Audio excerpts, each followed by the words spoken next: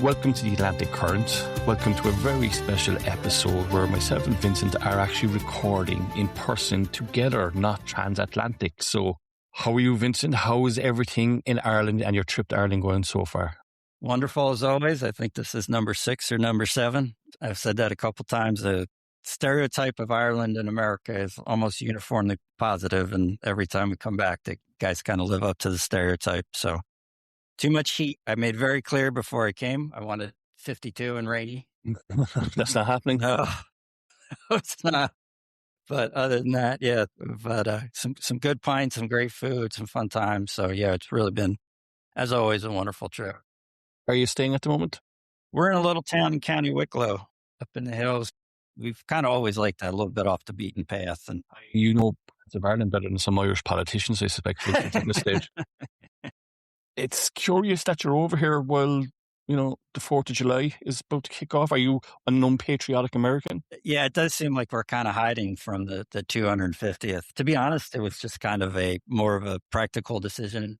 There is something about the event and the way it's being talked about and the way it's being done that is just such an unbelievably perfect reflection of America right now.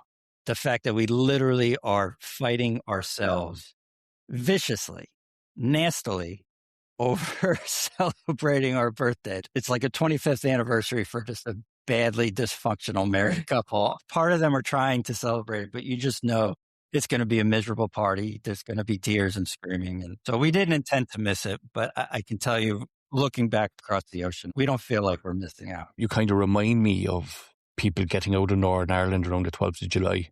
You know, when they start lighting bonfires and, you know, celebrating something that happened 400 years ago, because it would appear it'd be the last vestiges of culture, they call it, going on up there. It's America 250. I don't know, did you see this? You probably didn't because you're on your vacation, as you like to call it, in the United States. But Trump sent a message to Ireland. I haven't seen it. Yeah, the ambassador sent it along. Yeah, I don't know. I have not seen it, so I'm excited / terrified to hear what he has said. Trumpian madness as usual, but he's talking about coming over to visit Ireland for the Irish Open for golf. Obviously, you know, he's not coming over to broker peace deals in Northern Ireland or, you know, West Cork. He's coming over for golf. That's absolutely hysterical. Yeah. I can tell you now from talking to some politicians, they don't want him within an arse's roar of the country because it's a security nightmare. Yeah. Ireland has the EU presidency going on, so they can't have any kind of distractions, a big kind of orange distraction in the background, lurking in the background, the security headache, the nightmare it'll cause. You know, they don't want him here. And we would much rather he'd stay in the United States to celebrate your 250th birthday. So that case for some politicians in America, that it's just sort of trying to handle a grenade with the pin out. There's not really any upside to spending personal time with him. He's become so divisive, and whether you think that's right or wrong, it just is the case that unless you're really marketing yourself to your supporters, you just have to walk a tightrope. You can't insult him. If you're an Irish politician, you insult Donald Trump. You know, that's obviously a potentially damaging decision, but I imagine your constituents don't really want you up there, you know, slapping him on the back and toasting him about the wonderful ties with, you know, between Ireland and the Trump administration. I can certainly see why most politicians in Ireland would just prefer not to deal with that headache, because I think there are many politicians in America who just simply like, oh, Trump's coming to North Carolina. That sucks. Yeah, I would. Can he go to Georgia? I don't want to deal with this shit right now. I'm trying to get reelected. In fairness, you saw how deftly and how calmly Micheál Martin handled him in the White House on St. Patrick's Day. So he has a bit of skill in doing that, but quite frankly, nobody has the bandwidth for a minute to be in Ireland at the moment during the EU presidency, because all our political energy is going to be tied up with the EU presidency. We can't just have Trump rocking on over for a game of golf. Yeah. Maybe if he goes and watches the golf and leaves everybody alone on the politics side of things, that might actually work. Yeah. You know, that's not really something that Donald Trump does. No, he doesn't. Show up someplace and leave everybody alone. Yes, yeah. And with the weather we're having at the moment, the first thing he'll be giving out is about air conditioning. I'd imagine he'd declare Ireland is so poor that we don't even have air conditioning. Yeah, the fault of the windmills.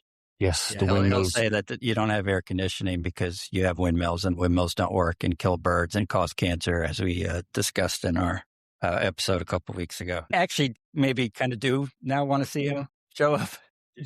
Yeah, just because there are some funny angles. You can imagine him like they wind up having him give out the trophy, and he's just doing like an hour-long rally on the 18th green. How are the celebrations going down in the United States? I'll be honest, I don't know. Even towns and even states don't really have the resources to ramp up the 249th birthday last July 4th. A town like the one we live in, it can't triple, it can't make it like huge for the bigger day. It's kind of the federal government or maybe some state governments that are supposed to do that. And that's, I think, part of why the nonsense, the fighting over the 250th, because there was originally a bipartisan group that was supposed to do it. The Trump administration took over. Then they hired a bunch of entertainers for this party. The entertainers all backed out because many of them actually didn't realize that they were there on Trump's behalf. They thought it was a federal government bipartisan thing. So then all the Republicans call them a bunch of woke morons who hate America, that they can't stop being political or whatever it is. The Republicans run their own thing, and Sean Duffy, a cabinet secretary, goes up there and calls the left a bunch of libtards and just proves everybody right. Like we don't really feel like we're missing anything. It's a nice day to be out. There's neat parades and things like that, but there is just so much animosity around it. I think the July 12th comparison is kind of apt. You're not saying, oh, we have to get out of here because it's just going to be awful, but it's just sort of like it'd be easier not to deal with all this, not to see people fighting or hear it in the news, or God forbid you go to parade and someone has a Trump hat on or an 8640. Like it's just, but that's why I'm saying I think it really is a perfect representation of where we are. We should be a country that can celebrate it. Yes. Instead of resembling Northern Ireland around the 12th of July, where, Catholics, Protestants, Presbyterians, Methodists, whatever you have in yourself gets the hell out of Northern Ireland because they're just so divisive. They decamp en masse to the Republic of Ireland. And because we are an Irish American podcast, a campaign celebrating the 250th anniversary of the United States has launched a website inviting people to share stories of the Irish American experience. Oh, very cool. Okay. So the group is called Irish America 250, and it's called for written and video submissions to help document the role that Irish immigrants and their descendants have played in shaping the United States of America.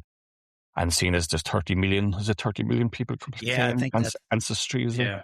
Right, yeah. So I'd imagine they'll crash the website if all 30 million people on at the same time. But this might come as a bit of a shock to you, but it's a bipartisan project. Yeah, very cool. The founder of the Irish America 250 Association, a fellow called Kevin O'Sullivan, said that there is a perception that Irish America is aging and preparing for its demise, and we wish to announce we aren't quite dead yet. So, is Irish American influence on the wane in the United States? Yeah, I don't know. That sentence kind of jumps out to me.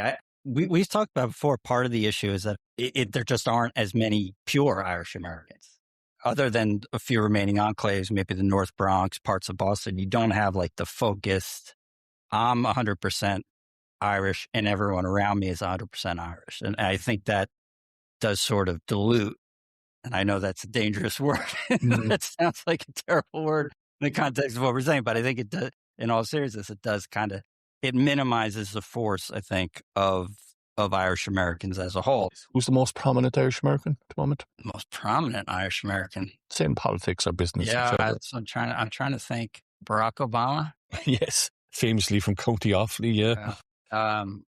Yeah, that's a good question. I imagine the right answer is someone I'm not thinking of because it doesn't occur to me that they're Irish American. Everybody claims some sort of Irish heritage. Even Muhammad Ali did. Yeah. Biden famously from Ballina. There's some suspicions about that, I can tell you. Oh, really? Very fun. I think in politics, the two people are probably Richard Neal, the Massachusetts Democrat, and former chairman of the House and Ways Committee. Are you aware of him? That's probably a good one, yeah. He always pops up at an Irish American event. So I've seen him over the years in Ireland at events. Brendan Boyle, Philadelphia area Democrat. He's Donegal roots, I think his grandfather was from Donegal, I think, or something like that. Actually, I mean, if those are the two best Irish America's doing, Irish America's doing worse than it did. Tip O'Neill is kind of the famous one. It was one of the most powerful congressmen of the second half of the 20th century. That if those are the top two right now, that's actually Irish America is kind of punching below its weight right now, so to speak. Well, we've had 23 United States presidents claim some sort of Irish heritage, and that's all over the island, not just the Republic of Ireland. At the moment, Edward Timmins, the Fine Gael TD for Wicklow, and we'll try and get him on the podcast at some stage, Vincent, he's in the process of trying to set up an American president's heritage trail around the Republic and Northern Ireland. As an American, what do you think? Is that a good idea? I think it is a good idea, yeah. Yeah, I think that would be fascinating.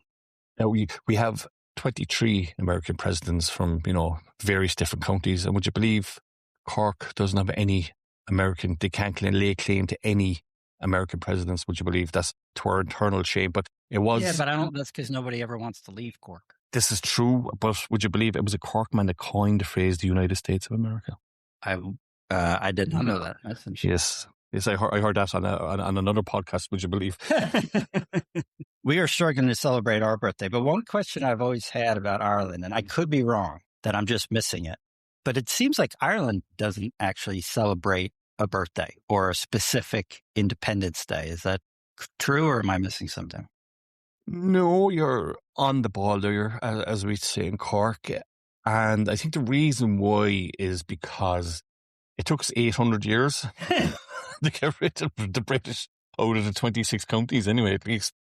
And this is a patriotic podcast, so we'll probably have another 800 years to get them out of Northern Ireland. But it was freedom achieved through a long, gradual, drawn-out process, and with, various milestones along the way. Obviously, 1916, every Easter Bank Holiday Monday, we celebrated also to commemorate 1916. And the simple reason is it's a long, drawn-out process. You can't pinpoint exactly. You can pinpoint an exact day, maybe when the fighting stopped. Right. But, that's it, really. And some would argue that we're truly not a free nation until they leave Northern Ireland also. Yeah, you don't have the 32. Okay. It's just hard to pin down a specific day where everyone's going to be happy. Essentially, it's about keeping everybody happy in Ireland. And as an Irish American, Vincent, you can't keep everybody happy in the family, let alone a whole bloody country. So that's it, essentially. We celebrate 1916, but it was a military failure, and it's probably the most prominent day in terms of celebrating throwing off the shackles of the British Empire. But, it was another 5 or 6 years till we got our independence anyway. So, December 6th, the signing of the Anglo-Irish Treaty, maybe that should be remembered. April 18th, 1949 was the day the Republic of Ireland Act officially went into effect, cutting all ties to the British Crown. It wasn't until 1949 till we actually became a fully fledged republic. Right. Yeah, so that's another day. Yeah, it is kind of funny, too, that we do July 4th, which is actually not the day that we were independent by any stretch. The day we said we were, which there's something very American about that. We start from the time we think it should have started, not when the Constitution was written several years later or the War won or anything like that. But yeah, I've always thought that was interesting, but it does make a lot of sense that they're just, it's hard to pin down one day. Now, Vincent, speaking of not making people very happy, there's been an incident in County Galway at the moment. The Labour mayor of Galway, who ran in the recent by-election also and performed very, very well in that by-election, she surprised everybody with how many votes she got. Some credibility questions have been asked of her backstory in regards to claiming asylum, moving to Galway, and the dates, the times, the logistics of how she came to Ireland, how she came to be in Ireland, and her backstory has been questioned by the Daily Mail. Ogbo was originally from Nigeria. She's a background in diplomacy, community work, social services. She's a foster parent, a volunteer coordinator. She's a PhD student. She's an accomplished lady, a very accomplished lady. Yeah, Helen Ogbo, right? Her husband was a businessman and politician from a prominent family in Nigeria. He was assassinated in 2010. In what was described as a politically motivated assassination. He was shot while helping somebody on the side of the road amid political tensions in the state. Helen has since spoken about fleeing Nigeria with her young daughter, born prematurely in Dublin years earlier. She had to leave Nigeria because of threats. She was threatened because of her husband's political activities. Okay. So that she had already been to Ireland. You said the daughter was born in Dublin. She's back in Nigeria and she has to flee basically for her safety. And she's telling him. So she spent time in direct provision in Ireland, which is essentially state-sponsored accommodation They're usually hotels, or and they put refugees up in these hotels. And she rebuilt her life in Galway over the last 20 years. Now, there's a problem. The Irish Daily Mail had some questions about things that were on our website and dates and times not adding up. Miss Ogboo's origin story claimed in a number of interviews that she arrived with her family in Ireland in 2006, seeking safety and a fresh start after the tragic loss of her husband. However, multiple sources have confirmed that her husband, Sonny Ogboo, was shot and killed in Nigeria in 2010, not 2006. Okay. Everybody's reported this.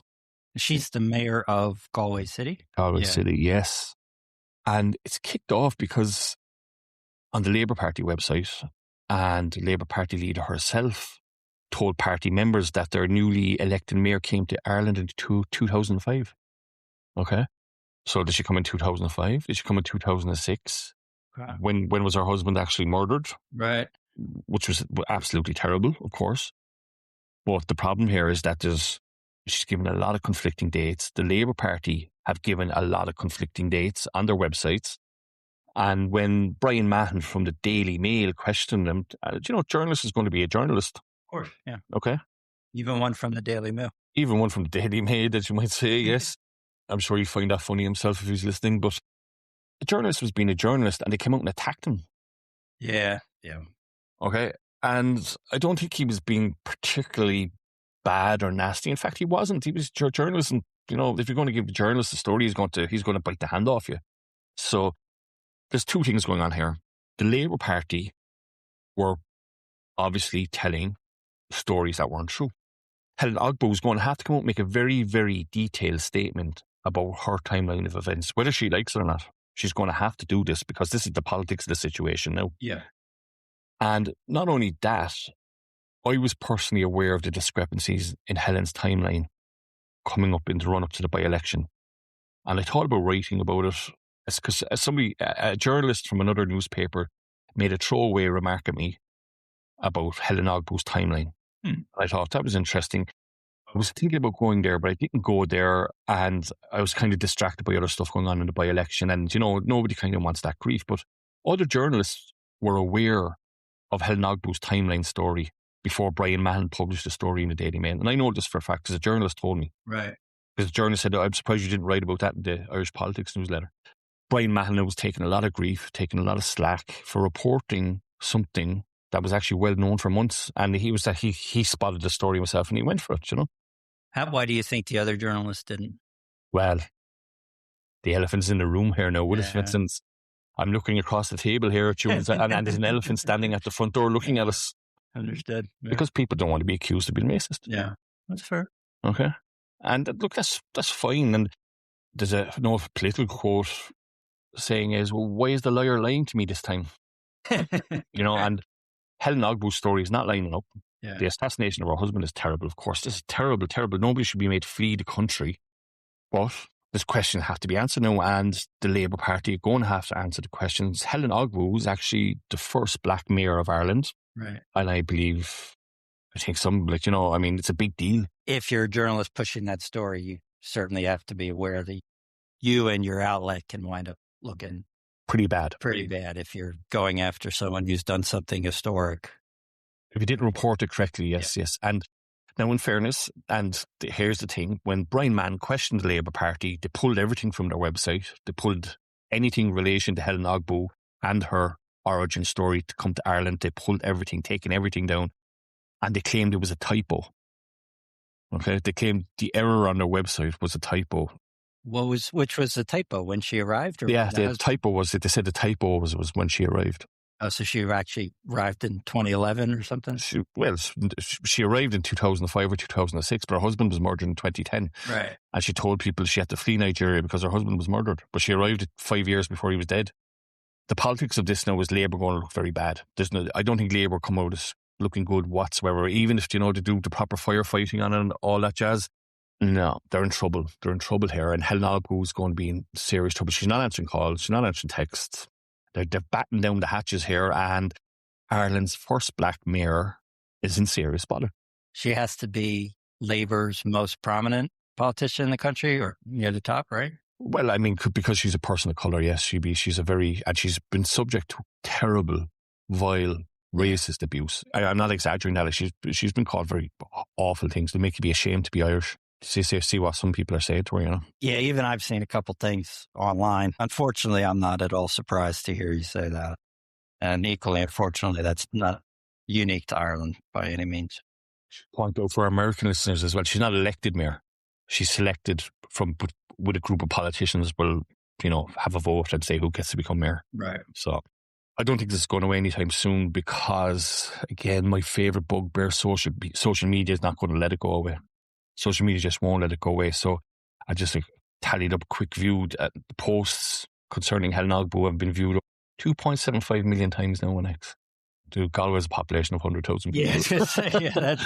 Yeah, I don't think we've had anything quite like that, but we have had a couple politicians at the federal level make up stories. One of the famous ones, there was a senator from Connecticut named Richard Blumenthal who was in the military during Vietnam and said that he served in Vietnam, which is not the same thing. I think he was actually like in the reserves stateside too. It's not like he was at a base and really being shipped off. So, and that took a while to come out. The really good one is a guy named Douglas Stringfellow.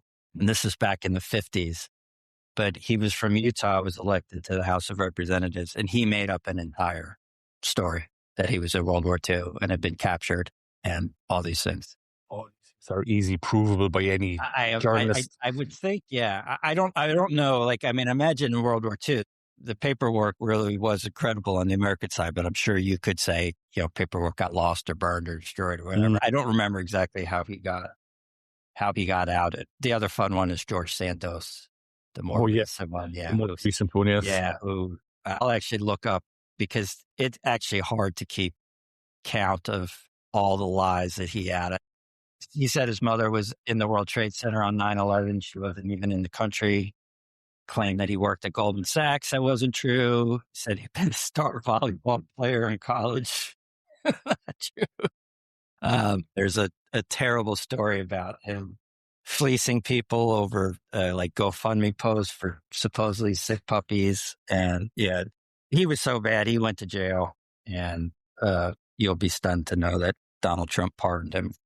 He was actually a Brazilian drag performer at one stage, which I found that was the most interesting thing about it, to be perfectly honest.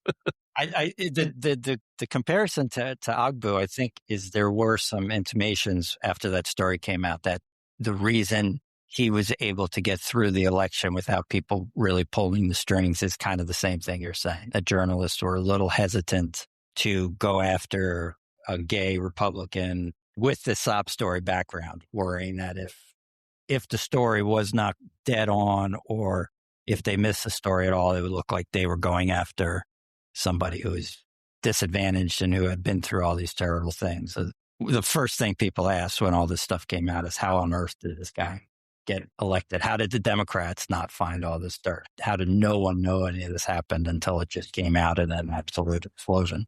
When it turns out the dates are all over the place and she was in the country before he was actually murdered, well, you have legitimacy questions going on here. And, I've spoken to some Labour people in the background and they're kind of saying, this is not great. This is not our finest hour here because, your party leaders, party activists buying into our backstory. And turns out there's a good chance it's probably not true. And Labour Party have tried to intimidate Brian Mann as well. Like, it's really kind of ugly when you mix race and politics that way, isn't it? Yeah. Nobody comes out of this looking good whatsoever. Of course, yeah. But it's also really concerning when you have a story like that and they attack the journalist, unless there's a really good reason. And that's becomes such a huge feature of American politics now. Somebody investigates you and you just instantly claim bias. I've always found when people do that quickly, that usually suggests that they're realizing that they have something to hide. What's the lawyer quote, right? If the law is against you, argue the facts. If the law and the facts are against you, pound the table and yell like hell. Yeah. That's the old lawyer fraud. And there's a little bit of that in modern politics for sure. We're going to start to see a lot more of this in Ireland going forward. Race, politics, immigration. It's actually a scary time for journalism because when you say there that, politicians have started attacking the media willy-nilly, and that's been going on now for the last 10, 15 years in the United States. It's creeping in here also. Yeah. Okay, and that's the first signs of democracy fraying at the seams. Much go after independent media, your democracy in trouble there. And Labour Party are a left-wing party. They're meant to be the good guys. Yeah. Right? And they've gone studs in on a journalist, and they're like calling him a racist. And the guy's not, like, he's not a racist, he's a journalist doing journalism, and they're attacking. That echoes patterns you absolutely will see in the United States. And as you said, it is a big problem. It sounds overblown to say that's the end of the democracy, but it's such a contributor to what we really have in the U.S., which is where politics have just turned into sports. It just turned into your team. And if somebody says something that goes against your team, you write him off instantly. And there is a vicious circle of the parties, the politicians can do that. Their people believe it, which means the next time an ugly story comes around, it's that much easier for them to play whatever card they want, say that they're being attacked, say that the media is being biased, and you just kind of wind up with both sides retreating into shells. It's where we are, and that's why we can't have a nice birthday party. In the United States, yes. And I've said to many people over the years that, whatever happens in the United States usually affects the rest of the world. Yeah. Whether it's freedom-loving capitalism or, attacking the media, or politicians look at the United States and say, oh, that playbook works. Let's do that over here. Yeah. It's such a regular feature now in Irish politics, attacking anybody that questions anything. Yeah, for sure. And we got that from the United States. Thank you, Vincent. Yeah. Not one of our better exports, for sure. You've been exporting lots of things at the moment, including a crypto craze over the last number of years. I've seen Irish people talking about crypto, the Bitcoin in their profile. But the biggest crypto guy in the world, it appears, is Donald Trump. $1.4 billion reported on his most recent financial disclosure from crypto. Yes, a 927-page disclosure released on Tuesday by the US Office of Government Ethics. Ethics? Isn't that an oxymoron for the Trump administration? Give him credit. He's following the rules. He was a little late disclosing it, but he paid the very stiff penalty for late disclosures of $200. I am actually half surprised he bothered to do it all. So it's called that in modern context. We'll call that a little bit of a win. This famous ethics report said that Trump had been paid $2.2 billion last year in total from real estate, golf resorts, branded merch, licensing deals, and court settlements. People have been settling out of court with him. He must be by far the wealthiest president of all time now, but it's the crypto things that stood out. It was the crypto that really stood out. Yeah. $500 million in sales of governance tokens. I had no idea what governance tokens are. Kind of one of the worst ones, because those sales are through World Liberty Financial, which sounds like a company that hawks merchandise at 1:00 in the morning on American cable television stations, but that's the company founded by his sons. Right before Trump took office, they took a $500 million investment from the United Arab Emirates for 49% of the company.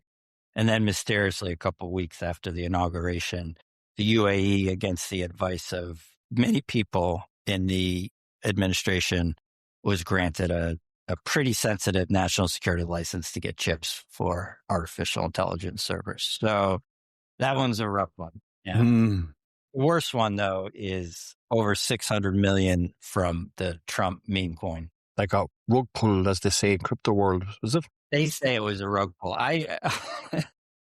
It's the equivalent of what's known as a pump and dump and stuff, right? You put the coin out there, you try and get it to go.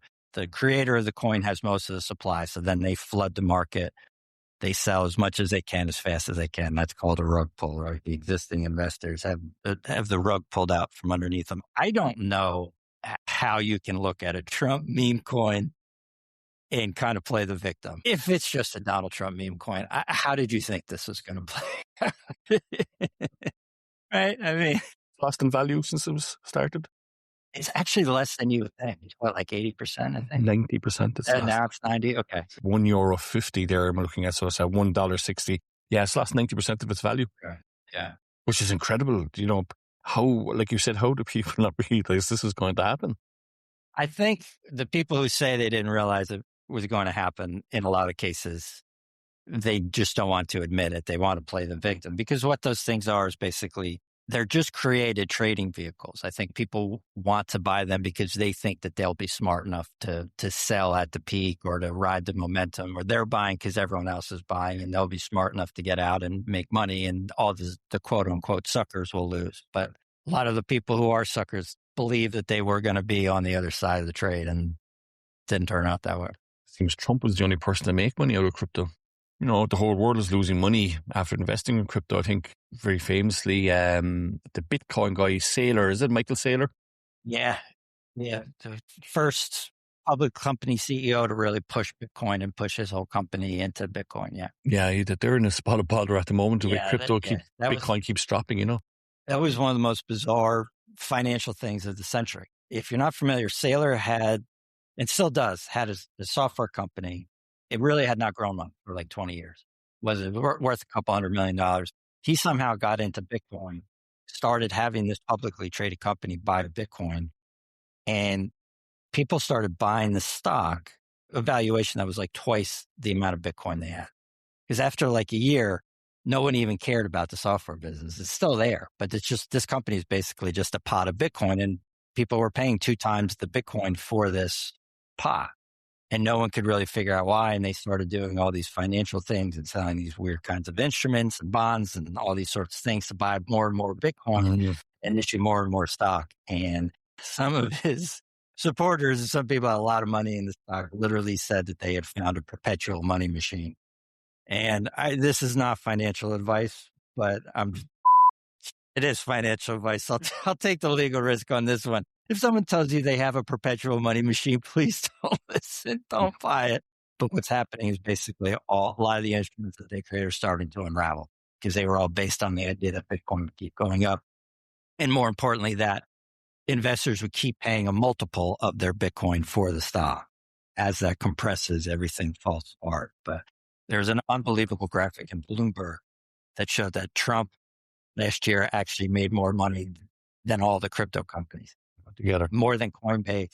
As you said, he's making more money than anyone else. Not more than any other individual. Literally more than publicly traded Bitcoin exchanges and things like that. He made more. It's an incredible, particularly given like 5 years ago, he was telling everybody that Bitcoin was terrible and it was only used for, he had the same opinion of Bitcoin 5 years ago that you do now, just for drug dealers and things like that. Yeah.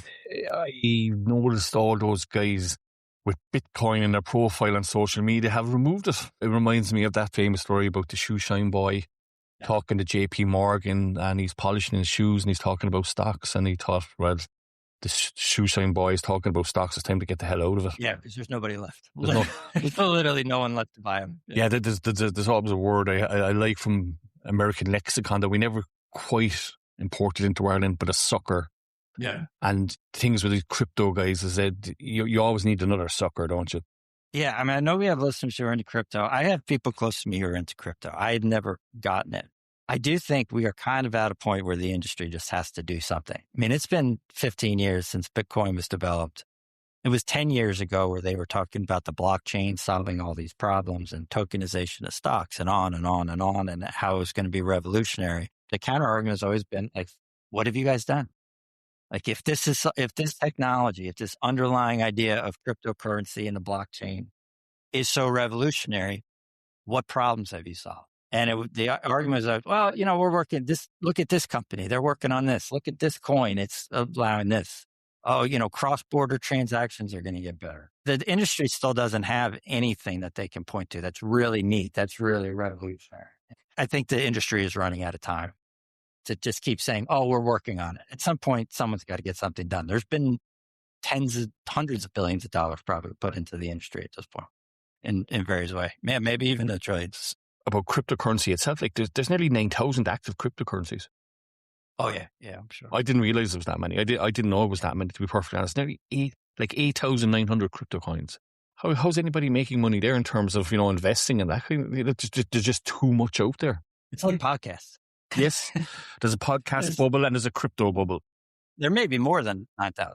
Like that may be filtered based on market cap. You can go create a coin on your own. There's a site called pump.fun. I think they're the biggest one. And the name tells you all of it. Yeah. Pump.fun. Might as well just be steal.money. But yeah, you can go there. It's not that much. You can create your own meme coin. We could do an Atlantic Current meme coin, and you try and push it out. Don't be giving me ideas, Vincent. I'm a poor European. I need get rich quick schemes. That's true. Yeah, I think, but as you said, there's just so many of them. I can't imagine how you kind of break through the noise. I'm also old enough to remember we've been here before with crypto where people were writing it off and yes, bounced back, much to my surprise. So I may be surprised again, but yeah, the clock's ticking. Something's got to get done here, guys. Okay, Vincent. Well, myself and Vincent are sitting here in person. And what we're going to do after this is we're going to go to the pub for pints and discuss our meme coin strategy. That's right. And while we watch the World Cup, and Vincent's over here as well in Ireland for the World Cup, I can't believe it. He's so unpatriotic, you wouldn't believe it. I'm Tull from the Irish Politics Newsletter. I'm Vince Martin from Wall Street in Maine. Thank you so much. Thank you so much for listening. Bye-bye. Bye now.